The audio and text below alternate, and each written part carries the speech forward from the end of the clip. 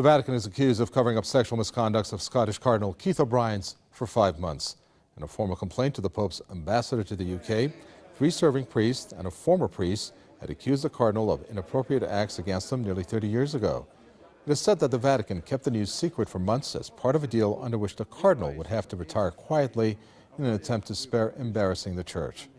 Last week, Cardinal O'Brien resigned and confessed that he was guilty of sexual misconduct throughout his career. He stepped down as Archbishop of St. Andrews in Edinburgh. The scandals overshadow the pre-conclave meetings currently underway at the Vatican for choosing a new pontiff.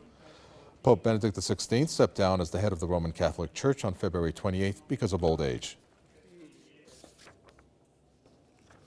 Well, Reverend Frank Gelly, who's an Anglican priest, joins us from London to tell us more about this. Reverend Frank Gelly, you wouldn't associate this with the Vatican and, of course, the Church in terms of cover-ups, etc. How much of a hit, more of a hit, is the Church and the Vatican in turn taking because of this news that has come up?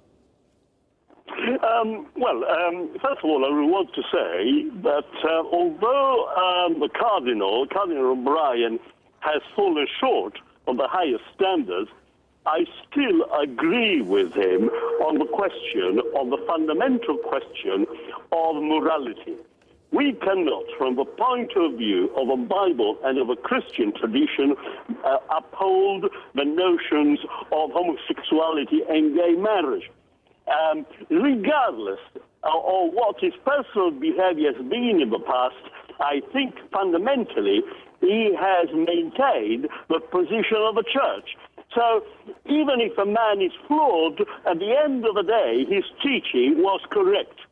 So that is a position which we ought to remember, because here in the West, we have a constant barrage of positions or propaganda in favor of homosexuality and gay marriage. We as Christians cannot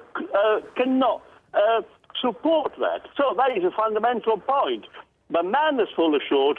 He did not practice what he preached, but what he preached was still correct.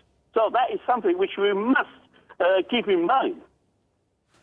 Thank you much for your thoughts there, Reverend Frank Gelly, Anglican priest from London.